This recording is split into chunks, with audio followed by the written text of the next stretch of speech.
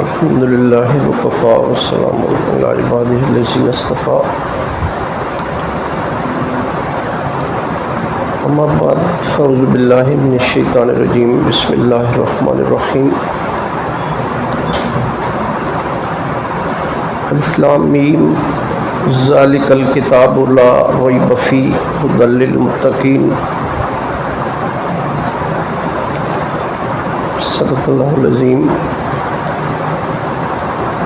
اما بعد ان اللہ و ملائکتہ یصلون علی النبی یا ایھا الذین آمنوا صلوا علیہ وسلموا تسلیما اللہم صلی علی محمد وعلی آل محمد کما صلیت علی ابراہیم وعلی آل ابراہیم انک حمید مجید اللہم بارک علی محمد وعلی آل محمد کما بارکت علی ابراہیم وعلی آل ابراہیم انک حمید مجید یا رب صلی وسلم دائما ابدا علی حبیبک خیر الخلق کلہم رب اشرح لی صدری ویسر لی امری واحلل عقدۃ من لسانی یفقہوا قولی میرے انتہائی قابل احترام بزرگوں بھائیو اور عزیزوں،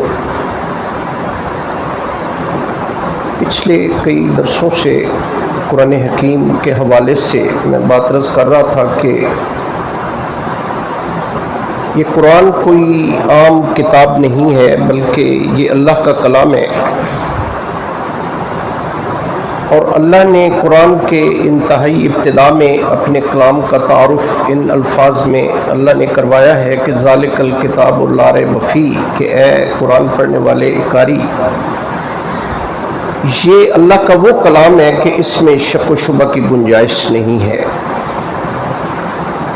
آپ کے کانسٹیٹیوشنز، آئین، دساتیر بدلتے ہیں، امینڈمنٹس ہوتی ہیں، قیامت آ سکتی ہے، قرآن کے زبر زیر پیش میں فرق نہیں آ سکتا، نہ آیا ہے اور نہ انشاءاللہ قیامت تک آئے گا۔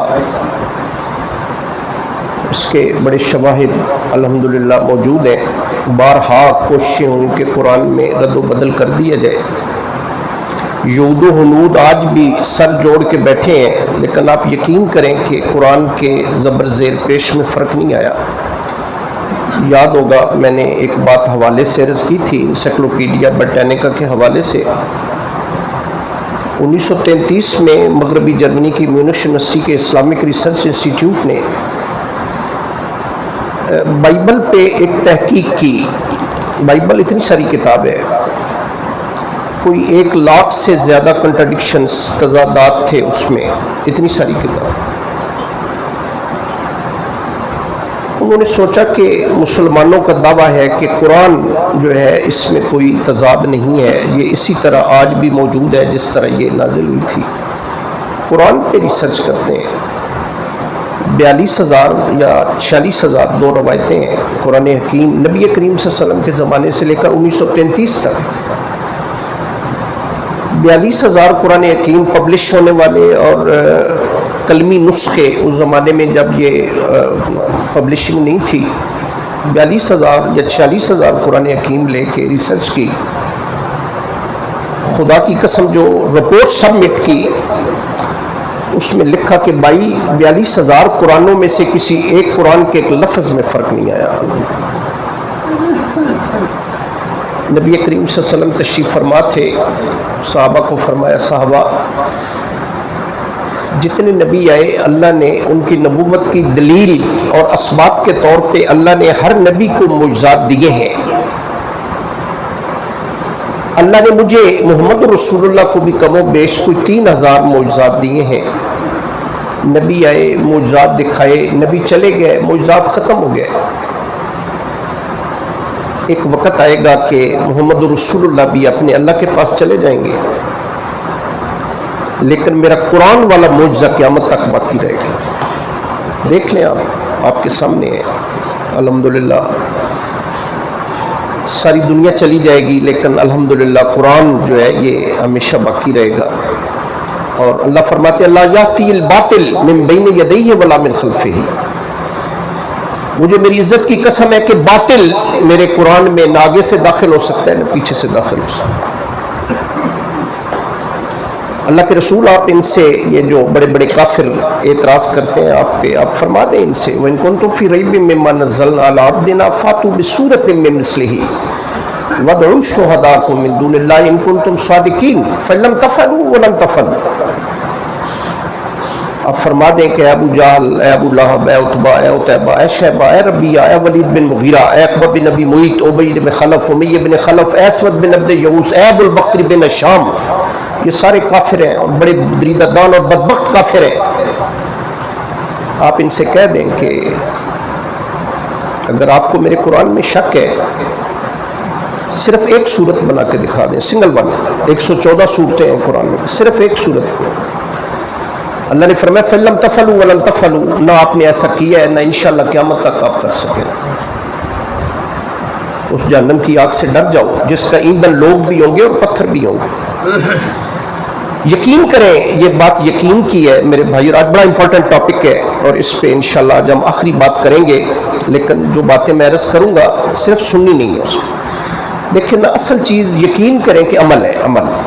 کوشش کرنی ہے کہ جو باتیں میں آپ سے عرض کروں، اور کوشش کروں گا ساری باتیں قرآن کے حوالے سے میں آپ سے عرض کروں، تو اس پہ کوشش کرنی ہے کہ اللہ آپ کو مجھے عمل کی توفیق دے۔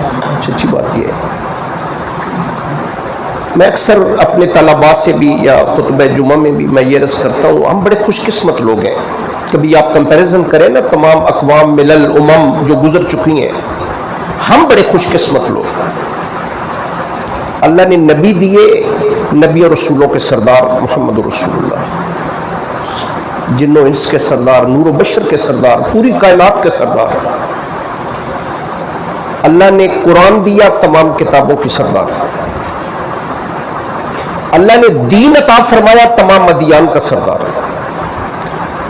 اللہ نے ہمیں امت بنایا، ساری امتوں کی سردار۔ اس کے دلائل قرآن کے اندر موجود ہیں، یہ میری باتیں نہیں ہیں، بات لمبی ہو جائے گی، میں اس لیے ذرا اختصار سے زیادہ ٹائم آپ کا نہیں لوں گا۔ بڑی امپورٹنٹ باتیں، بڑی اہم باتیں اور انشاءاللہ بڑی فائدے والی باتیں میں کوشش کروں گا آپ سے عرض کروں۔ تو بات چونکہ قرآن کے حوالے سے ہو رہی ہے، یہ اشرف اور افضل کتاب ہے قرآن حکیم جو ہے، اللہ نے قرآن میں ذکر کی، اللہ نزل احسن الحدیث، بہترین کلام میرا کلام، اللہ فرمایا یہ کتاب سب سے اشرف، سب سے افضل، سب سے بہتر ایک قرآن، سب سے افضل نبی پہ اللہ نے نازل۔ نبی کون؟ تلک الرسل فضلنا بعضهم علی بعض۔ نبی کون؟ ما کان محمد نبا احد من رجالکم ولکن رسول اللہ وخاتم النبیین۔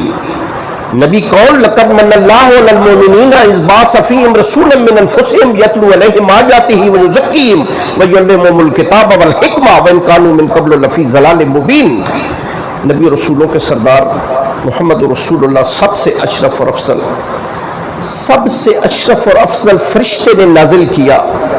نزل بہ الروح الامین، جن کے لقب روح الامین بھی ہیں، جبریل بھی ہیں، ملک کریم بھی ہیں، یہ اللہ پاک نے لقب دیے ہیں جبریل علیہ السلام کو۔ سب سے بہترین کلام، سب سے بہترین افضل انسان پہ یہ نازل ہوا، اور سب سے بہترین اور افضل اور اشرف فرشتے نے نازل کیا، اور سب سے بہترین سرزمین پہ نازل کیا۔ سرزمین کون سی؟ اللہ نے قرآن میں ذکر کیا، ان اول بیت وضع للناس للذی ببکۃ مبارکا وہدی للعالمین فیہ آیات بینات مقام ابراہیم۔ اللہ فرماتے ہیں کہ سب سے بہترین سرزمین کون سی ہے اس کائنات میں؟ مکہ مکرمہ، میں نے وہاں پہ نازل کیا اسے۔ ببکۃ، مکہ کا پرانا نام بکہ ہے، بکہ، میں نے مکہ میں نازل کیا، بہترین سرزمین پہ۔ پھر میں نے اسے سب سے افضل مہینے میں نازل کیا، شہر رمضان الذی انزل فیہ القرآن، رمضان کا مہینہ کہ جس میں ہم نے قرآن نازل کیا۔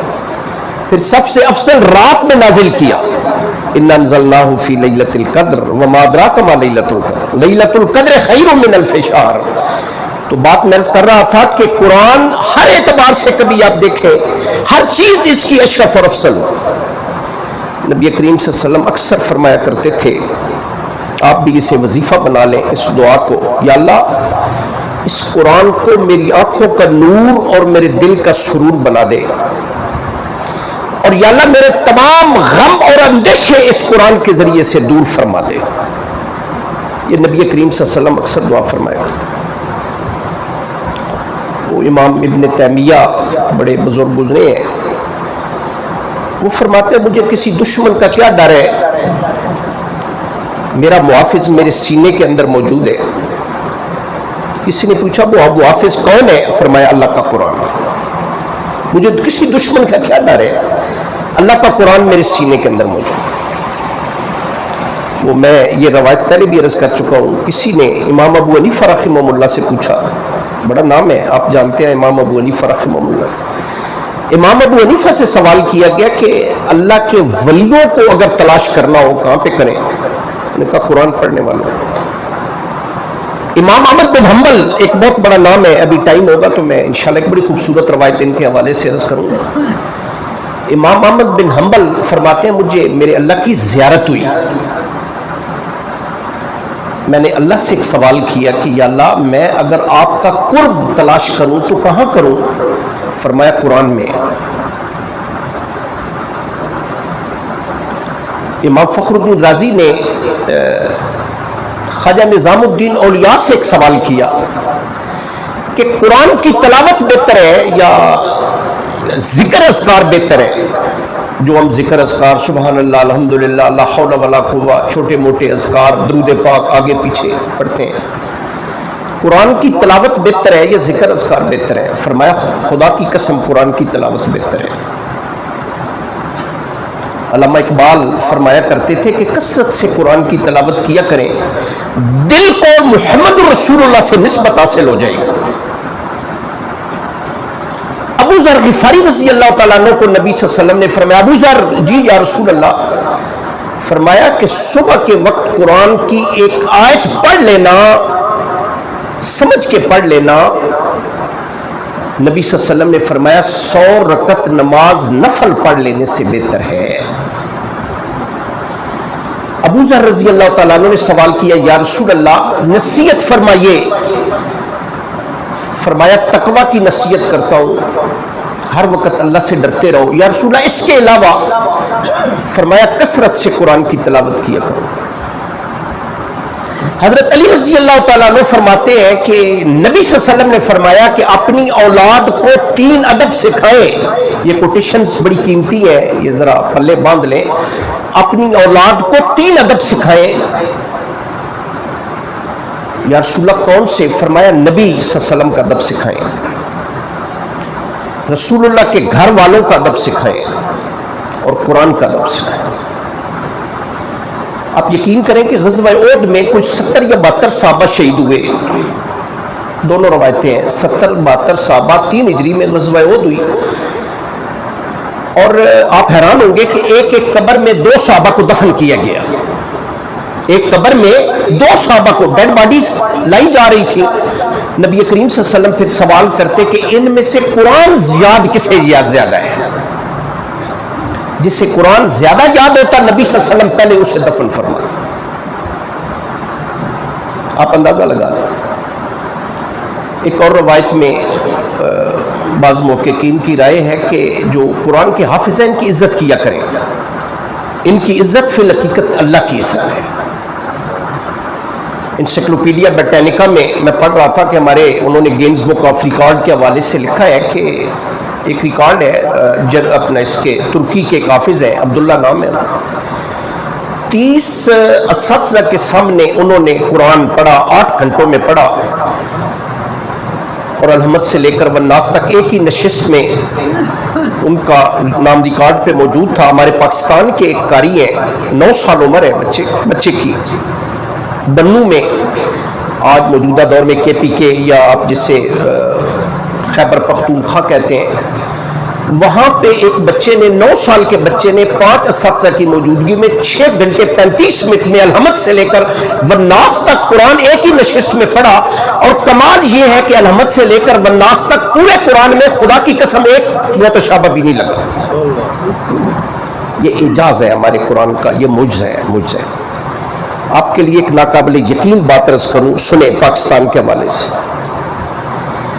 پاکستان میں، انڈیا میں بھی ایک شجاعباد ہے، ہمارے ہاں پاکستان میں بھی ایک شجاعباد ہے۔ شجاعباد کے ساتھ ایک گاؤں ہے، گاؤں کا نام ہے حافظ والا۔ آپ لوگوں کے لیے ناقابل یقین اور بڑی خوبصورت بات عرض کروں کہ نام کیوں رکھا حافظ والا؟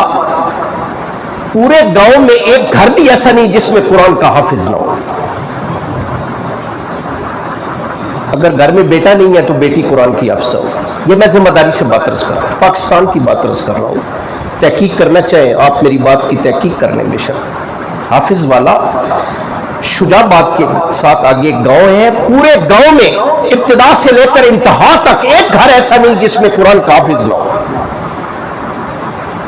اس کی ذمہ داری اللہ تبارک و تعالیٰ کی ذمہ داری ہے کہ قیامت تک اس قرآن کی حفاظت، انا نحن نزلنا الذکر وانا لہ لحافظون۔ اللہ نے تو 313 یا 315 کتابیں نازل کی ہیں، اللہ نے کسی کتاب کی حفاظت کا ذمہ نہیں لیا سوائے قرآن۔ تو اللہ تبارک و تعالیٰ نے اس کا یہ ذریعہ بنا دیا ہر اعتبار سے۔ دیکھ لیں نا سینے، یاد ہوگا آپ کو میں نے ایک بات آپ سے عرض کی تھی، 47 سے پہلے کی بات ہے، اختصار سے زیادہ لمبی بات عرض نہیں کروں گا۔ 47 سے پہلے انگریز کی حکومت تھی، مل بیٹھے کہ یار یہ مسلمان جو ہے یہ اندھا اور بہرا ہو جائے کیسے؟ کہنے لگے کہ جب تک قرآن موجود ہے نا مسلمانوں میں، انہیں شکست نہیں دی جا سکتی۔ قرآن اگر دنیا سے ختم ہو جائے، اٹھ جائے، یہ مسلمان اندھا اور بہرا ہو جائے۔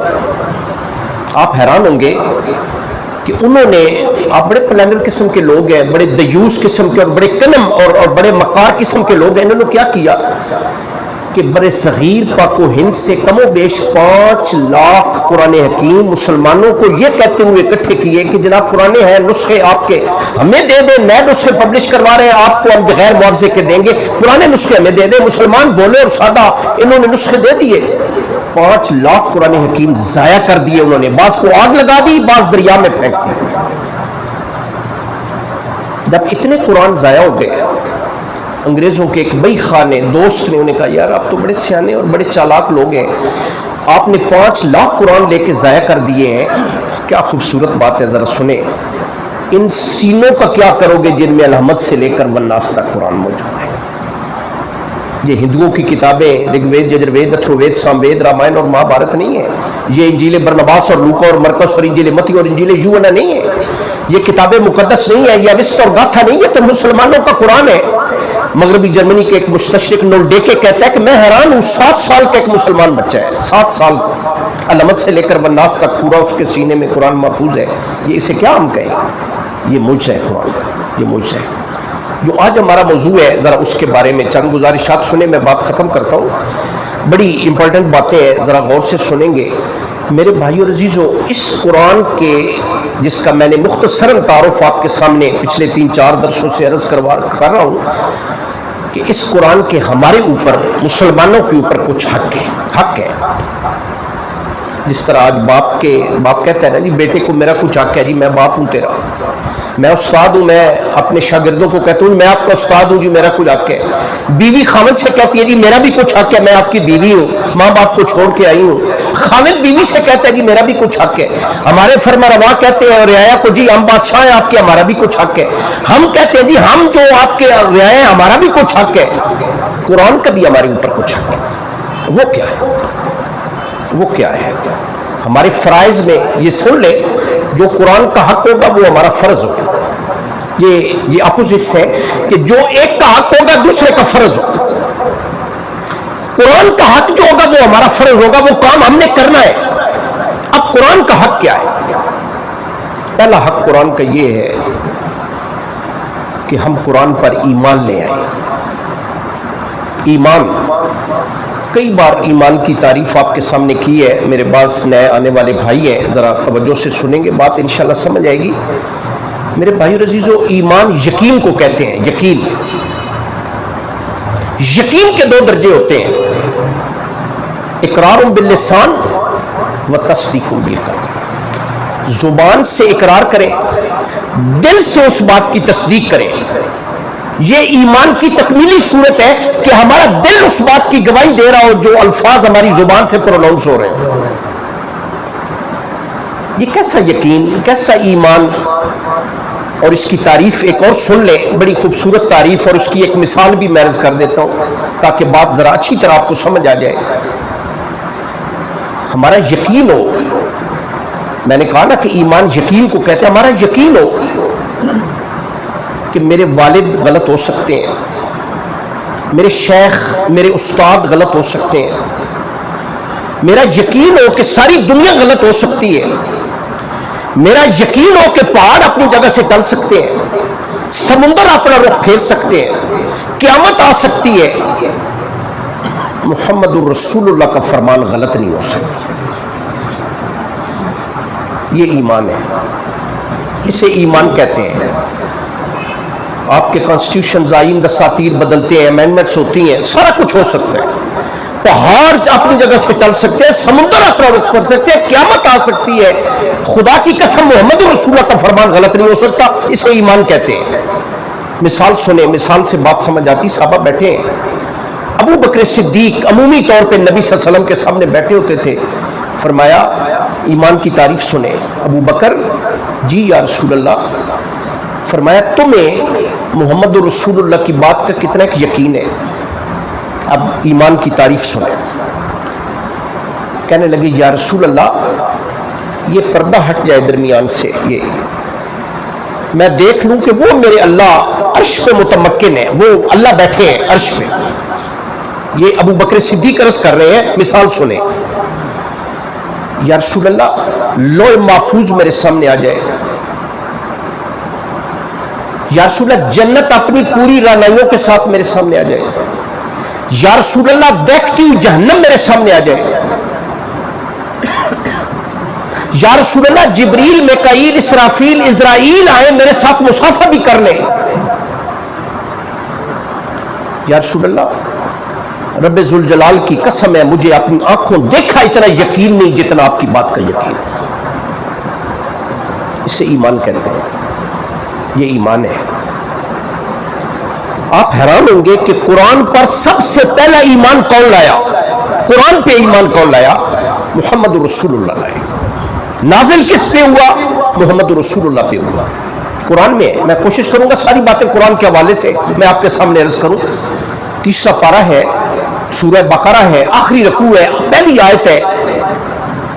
آیت کے الفاظ یقیناً یہ بڑا معروف رکوع ہے، یاد کریں اسے، اس کی آخری 2 آیتیں بالخصوص یاد کریں۔ نبی کریم صلی اللہ علیہ وسلم فرماتے ہیں جب میں معراج پہ گیا، تحائف جب تبادلہ ہوا اللہ پاک سے، اللہ نے مجھے جو تحائف دیے ان میں سے ایک تحفہ سورہ بقرہ کی آخری 2 آیتیں بھی دی۔ رسول اللہ فرماتے ہیں کہ اللہ فرماتے ہیں کہ یہ 2 آیتیں وہ ہیں کہ جو میں نے کائنات کی تخلیق سے 2000 سال پہلے اپنے ہاتھوں سے لکھ کے اپنے عرش الہی کے خزانے میں رکھی ہوئی تھی، اے محمد رسول اللہ میں آپ کو تحفہ دے رہا ہوں۔ کہ وہ رکوع ہے اور اس کی پہلی آیت ہے آمن الرسول بما انزل الیہ من ربہ والمؤمنون۔ سب سے پہلا ایمان قرآن پہ کون لایا؟ محمد رسول اللہ لائے، اور آپ کے صحابہ جو ایمان والے لوگ ہیں وہ ایمان لائے جناب محمد رسول اللہ پر اور اس قرآن پر۔ ہمارا بھی ایمان ہو۔ آپ کہیں گے جی ہمارا ایمان ہے، نہیں، سنیں ایمان کی تعریف سنیں اور آگے اس کی 1-2 مثالیں سنیں جو بات میں عرض کرنے لگا ہوں۔ ہم یہ تو سمجھتے ہیں اور یہ اوپر سے ہم کہتے ہیں جی واقعی اللہ نے نازل کیا ہے، منزل من اللہ ہے، لیکن یہ بات ابھی ہمارے دل میں داخل نہیں ہوئی۔ وہ ایک محقق نے بڑی خوبصورت بات لکھی ہے کہ یہ کلمہ جو ہے نا لا الہ الا اللہ، یہ جب تک زبان کی حد تک رہتا ہے اسے اسلام کہتے ہیں، اور جب یہ حلق سے اتر کے دل میں داخل ہو جاتا ہے یہ ایمان بن جاتا ہے، پھر بندے کا عمل بدل جاتا ہے۔ جب یہ لا الہ الا اللہ، اگر آپ ناراض نہ ہو، میرے لیے سارے آپ بڑے قابل احترام ہیں، یہ کلمہ صرف ہماری زبان کی حد تک ہے، جس دن حلق سے اتر کے دل میں داخل ہو گیا ہمارا عمل بدل جائے گا، پتہ چل جائے گا کہ یہ بندہ محمد رسول اللہ صلی اللہ علیہ وسلم کا پیروکار ہے۔ تو بات میں عرض کر رہا تھا کہ سب سے پہلا یقین اس کا ہمارا کیا یقین ہونا چاہیے؟ سن لیں کہ یہ اللہ کا کلام ہے، اور اللہ فرماتے ہیں لو انزلنا ھذا القرآن علی جبل لرأیتہ خاشعا متصدعا من خشیۃ اللہ، میں اگر اس قرآن کو پہاڑوں پہ نازل کرتا پہاڑ ریزہ ریزہ ہو جائے. انا عرضنا الامانۃ علی السماوات والارض والجبال فابین ان یحملنها واشفقن منها وحملها الانسان انه کان ظلوما جہولا. جب اس ہم جو یہ امانت ہے نازل کرنا چاہا تو آسمان نے بھی ہاتھ جوڑ دیے، پہاڑوں نے بھی ہاتھ جوڑ دیے. محمد رسول اللہ نے کہا یا اللہ لا میں اسے اٹھا لیتا ہوں. ہمارا یقین ہو یہ اللہ کا کلام ہے. جبریل علیہ السلام لے کے آئے، محمد رسول اللہ کی طرف لے کے آئے اور ہمارے لیے لے کے آئے، ہمارے لیے. یہ قرآن اگر آپ ناراض نہ ہو تو میں ایک بات عرض کروں کہ یہ آج ہم نے ایصال ثواب اور حصول ثواب کے لیے رکھا ہوا ہے قرآن حکیم. اس سے ہمارا تعلق نہیں ہے. سچی بات یہ ہے، آگے آئے گا کہ اس کے جو حقوق ہیں میں بڑی تفصیل آپ کے سامنے عرض کروں گا. سارے 10 جو بات میں عرض کر رہا ہوں ہمارا یقین ہو کہ یہ اللہ نے میرے لیے بالکل اس طرح بڑی خوبصورت مثال ہے کہ جیسے خط آتا ہے نا جی، آپ کو کسی آپ کے بیٹے کا، بھائی کا، چچا، ماموں، والد کا خط آتا ہے باہر سے، لندن ہے، امریکہ ہے، برطانیہ ہے، آپ کو خط لکھتے ہیں کسی اس زبان میں کہ جس سے آپ واقف نہیں ہیں.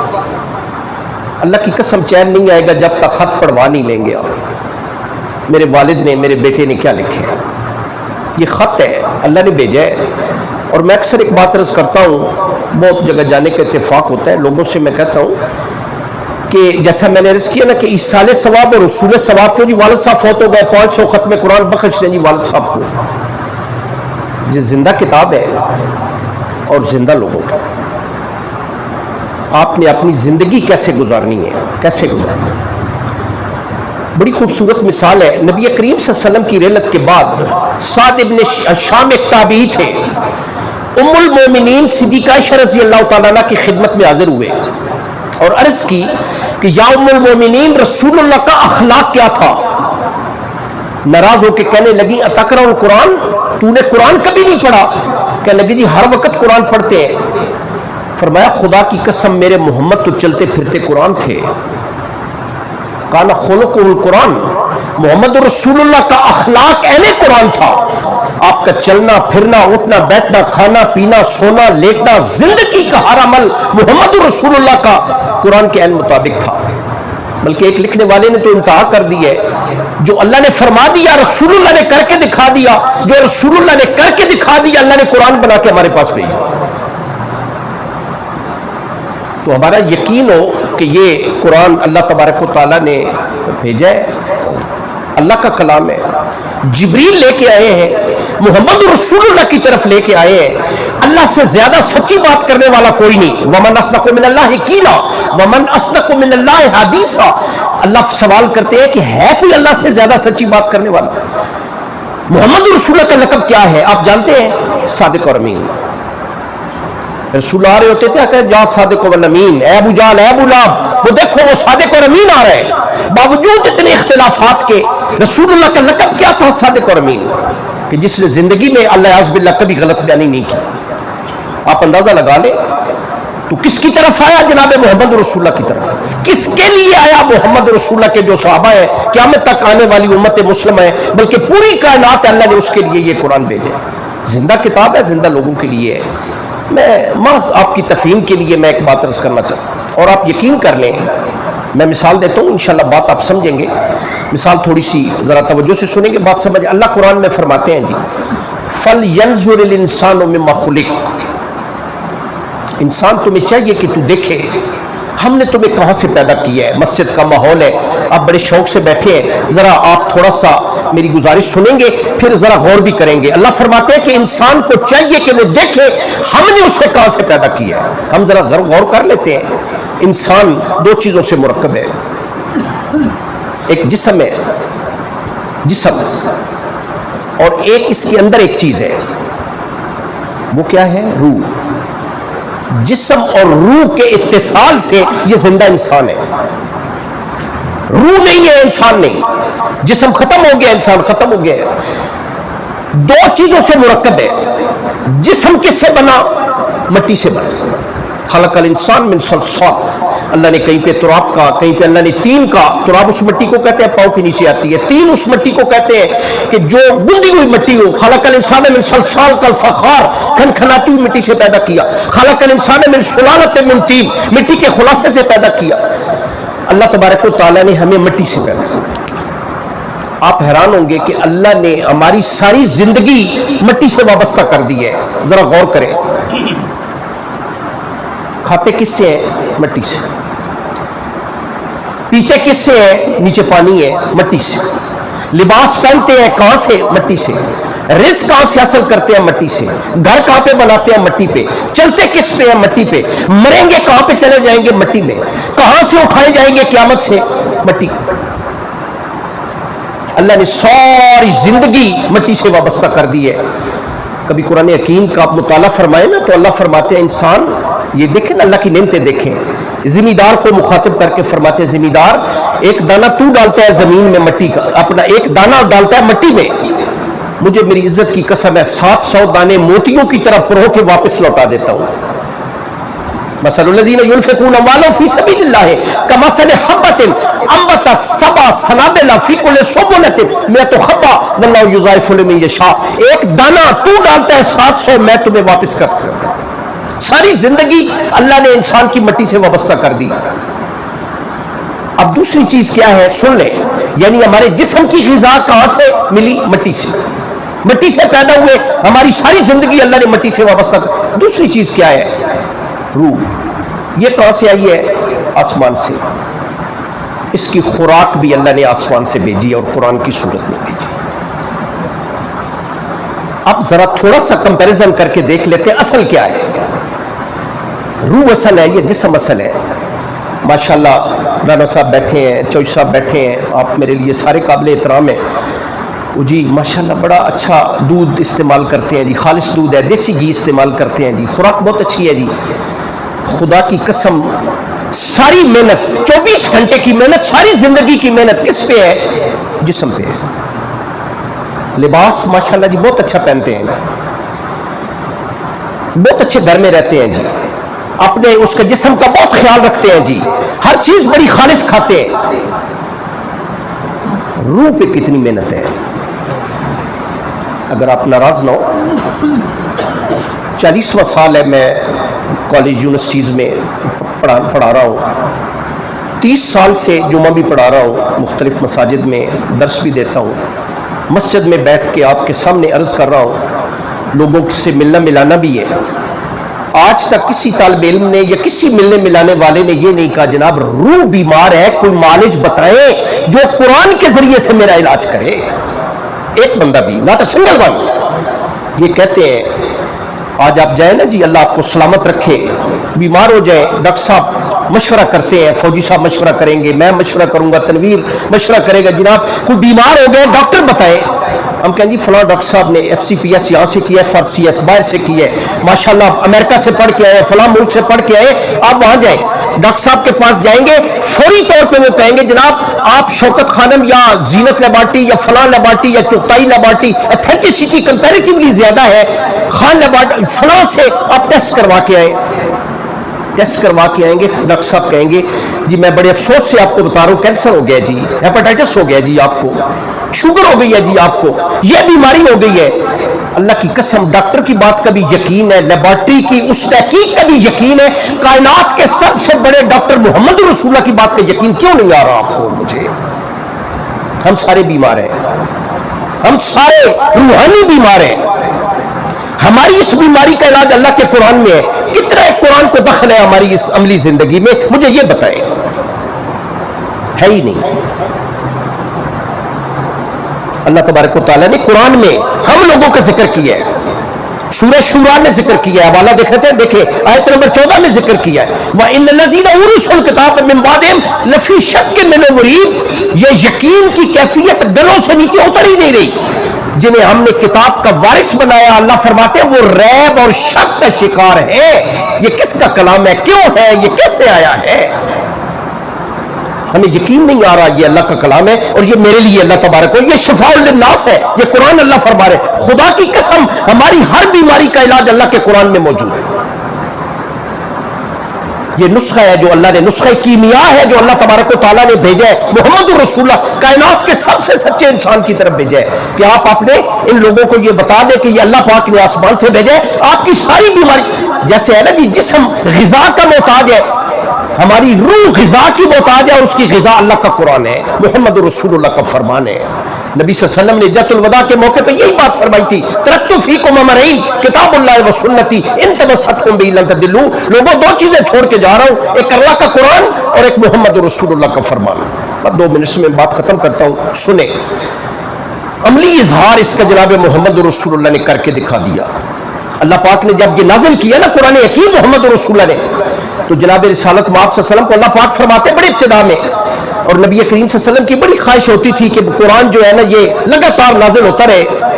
یہ ہماری ایک قرآن کے نزول کے حوالے سے ایک بات ہے کہ جب پہلی وحی نازل ہوئی تو اس کے 2.5 سال یا 2.5 سال, 2.5 سال, 3 سال, 2-3 مختلف روایتیں ہیں, قرآن نازل نہیں ہوا. اسے فترت وحی کہتے ہیں. فترت وحی, وحی کا انقطاع کا زمانہ, وحی نازل نہیں ہوا.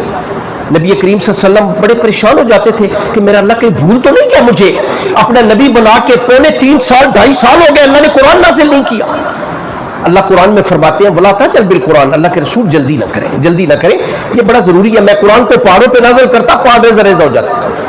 اب جب قرآن نازل ہوتا تو معمول کیا تھا نبی صلی اللہ علیہ وسلم کا, جبریل علیہ السلام آگے پڑھتے, پیچھے نبی صلی اللہ علیہ وسلم پڑھتے. اقرا بسم ربک الذی خلق خلق الانسان من علق اقرا وربک الاکرم الذی علم بالقلم علم الانسان ما لم یعلم. نبی صلی اللہ علیہ وسلم پیچھے پڑھتے جبریل علیہ السلام کے. آپ یقین کریں اللہ نے روک دیا نبی کریم صلی اللہ علیہ وسلم کو کہ اللہ کے رسول آپ نے جبریل کے پیچھے نہیں پڑھنا. اللہ کو یہ انداز بھی پسند نہیں آیا. اللہ نے کیا فرمایا, قرآن میں فرمایا, سورہ قیامہ میں فرمایا لا تحرک بہ لسانک لتعجل بہ ان علینا جمعہ و قرآنہ فاذا قرأناه فاتبع قرآنہ. اللہ کے رسول آپ اپنی زبان مبارک کو ہلائیں نہیں, جبریل آئیں گے ایک بار پڑھیں گے, مجھے میری عزت کی قسم ہے اس قرآن کا آپ کے سینے میں محفوظ کرنا, پڑھانا یہ میری ذمہ داری. اس کے بعد جبریل آتے تھے, پڑھتے تھے, نبی صلی اللہ علیہ وسلم سن لیتے تھے. اللہ کی کمال مہربانی سے جناب محمد رسول اللہ کو قرآن یاد ہو جاتا. دوسری وحی نازل ہوئی یا ایھا المدثر 5 آیتیں, پھر یا ایھا المزمل, پھر چوتھی وحی نازل ہوئی نبی صلی اللہ علیہ وسلم پر پوری سورۃ فاتحہ نازل ہوئی.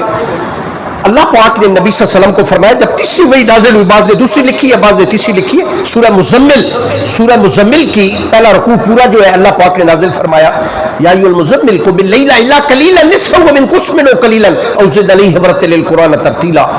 اے کمبل چادر لیٹ کے, اللہ کو اتنی ادا پسند آئی محمد رسول اللہ کی, چادر لے کے لیٹے ہوئے, یہ کمبل کھیس لے کے لیٹے ہوئے. اللہ نے فرمایا اے کمبل لے کے لیٹے والے اٹھے, اپنے اللہ کو بھی یاد کیا کریں. رات کا کچھ تہائی حصہ, آدھی رات یا اس سے کم یا زیادہ اللہ کو بھی یاد کیا کریں. آپ یقین کریں کہ ہمارے نبی صلی اللہ علیہ وسلم نے پھر اس کا حق ادا کر دیا. اللہ تبارک کو, یہ کون سی نماز ہے؟ یہ تہجد کی نماز ہے. وَمِنَ اللَّيْلِ فَتَهَجَّدْ بِهِ نَافِلَةً لَكَ عَسَىٰ أَن يَبْعَثَكَ. یہ اللہ کا فضل دیکھ لیں کہ تہجد کی نماز نبیوں پر لازم رہی ہے, واجب رہی ہے. یہ اللہ تبارک و تعالیٰ کا ہمارے اوپر احسان ہے. سنت محمد رسول اللہ پر پڑھیں گے انتہائی ثواب ہوگا, نہیں پڑھیں گے گناہ نہیں ہوگا, گناہ نہیں ہوگا. ہمارے نزدیک اس کی حیثیت نفل کی ہے. محمد رسول اللہ اور تمام انبیاء کرام بالعموم اور جناب محمد رسول اللہ بالخصوص واجب رہی ہے, واجب. آپ حیران ہوں گے سن کے کہ پوری زندگی میں 2 یا 3 راتیں نبی کریم صلی اللہ علیہ وسلم کی پوری زندگی میں تہجد کی نماز آپ کی رہ گئی. اللہ نے وہی کا سلسلہ روک دیا. 15 دن یا 20 دن یا 25 دن یا 35 دن یا 40 دن, یہ 4 روایتیں روک دیا وہی کا سلسلہ. حتیٰ کہ لوگوں نے باتیں کرنی شروع کر دی محمد کے, اللہ نے چھوڑ دیا محمد رسول اللہ کو. آپ حیران ہوں گے سن کے. رسول اللہ کی چچی ام جمیل ابو لہب کی بیوی, مجھے الفاظ زیب نہیں دیتے, میں بڑے ادب سے یہ بات عرض کرنے لگا ہوں. نبی کریم صلی اللہ علیہ وسلم کو بازو سے پکڑ کے گلی میں تشریف لا رہے تھے, پکڑ کے کہنے لگی اللہ مجھے معاف فرمائے کہ اے محمد سنا ہے تیرے شیطان نے آج کل تمہیں چھوڑ دیا ہوا ہے. اللہ یعوذ باللہ. رسول اللہ گھر آ کے رو پڑے. اللہ پاک نے سورت نازل فرما دی. کون سی سورت؟ والضحیٰ واللیل اذا سجا ما ودعک ربک وما قلی وللآخرۃ خیر لک من الاولی ولسوف یعطیک ربک فترضی. اے محمد رسول اللہ, والضحیٰ, آپ کے چہرہ اقدس کی قسم ہے, آپ کے منہ مبارک کی قسم ہے. اے محمد رسول اللہ, نہ ہم آپ کو چھوڑا ہے نہ آپ سے بیزار ہوئے ہیں. یہ ہو سکتا ہے کہ اللہ آپ کو چھوڑ دے. اللہ پاک نے نبی صلی اللہ علیہ وسلم کو جب یہ فرمایا کہ رات کو اٹھ کے کچھ اللہ کو یاد کیا کرے, ہمارے نبی نے حق ادا کر دیا. مشکات شریف میں کتاب الصلاۃ میں باب قیام اللیل میں ابو ہریرہ رضی اللہ تعالیٰ عنہ, مغیرہ بن شعبہ رضی اللہ تعالیٰ عنہ روایت کرتے ہیں کہ نبی صلی اللہ علیہ وسلم پھر اتنی عبادت کرتے تھے رات کو, میں حدیث سنا دیتا ہوں ترجمہ کر کے, میں بات ختم کرتا ہوں, بات لمبی ہو گئی ہے, باقی انشاءاللہ پھر اگلے درس میں سنیں. ان المغیرہ قال قام النبی صلی اللہ علیہ وسلم حتی تورمت قدماه فقیل له لم تصنع هذا وقد غفر لك من ذنبك ما تقدم وما تأخر قال فلا اكون عبدا شکورا. اتنی عبادت کرتے تھے جناب محمد رسول اللہ, آپ کے پاؤں مبارک سوج گئے, متورم ہو گئے. عرض کرنے لگے یا رسول اللہ تو بخشوائے ہیں, زندگی میں کبھی گناہ نہیں کیا, آپ اتنی اللہ کی بندگی کیوں کرتے ہیں؟ تو نبی صلی اللہ علیہ وسلم نے فرمایا کیا میں اللہ کا شکر گزار بندہ بھی نہ بنوں؟ اللہ نے مجھے نبی اور رسولوں کا سردار بنایا, اللہ نے مجھے قرآن دیا, تمام کتابوں سے بہتر دین دیا, تمام ادیان سے بہتر امت عطا فرمائی, تمام امتوں سے بہتر, کیا میں اللہ کا شکر گزار بندہ بھی نہ بنوں؟ تو میرے بھائی اور عزیزو, سچی بات یہ ہے کہ اس قرآن پہ ہمارا وہ یقین نہیں ہے جو یقین ہونا چاہیے. ہمارا یقین یہ ہونا چاہیے کہ یہ اللہ کا کلام ہے, اللہ نے جناب محمد رسول اللہ کی طرف بھیجا ہے, اور یہ ہمارے لیے بھیجا ہے, یہ زندہ کلام ہے, یہ زندہ کتاب ہے, زندہ لوگوں کے لیے ہے. میں نے اپنی ساری زندگی گزارنی ہے اس قرآن کے مطابق, یہ اس کا پہلا حق ہے کہ ہم اس پر ایمان لے آئیں. اگلا اس کا حق جو ہے انشاءاللہ, اور اس کا اگلا حق جو ہے یہ پھر اگلے درس میں میں عرض کروں گا. اگلا حق یہ ہے کہ ہم اسے پڑھیں, اس کی تلاوت کریں. کتنا پڑھیں, کتنا اللہ چاہتے ہیں پڑھیں, کتنا محمد رسول اللہ پڑھیں, کتنا لوگوں نے اسے پڑھا, اور پھر صرف پڑھنا نہیں ہے, اسے سمجھنا بھی ہے. کتنا سمجھنا ہے ہم نے, کیا ہمارا MBBS کر لینا اور FCPS اور FRCS کر لینا یا PhD کر لینا, کل قیامت کے دن جب اللہ ہم سے سوال کریں گے کیا میرا قرآن اتنا لاوارث تھا تیرے پاس, اس کے لیے وقت نہیں تھا, کیا جواب دیں گے؟ اس کا جواب سوچ لیں. بہرحال اس پہ تفصیلی بات انشاءاللہ اگلے درس میں. اللہ آپ کو مجھے عمل کی توفیق نصیب فرمائے. واخر دعوانا الحمدللہ رب العالمین.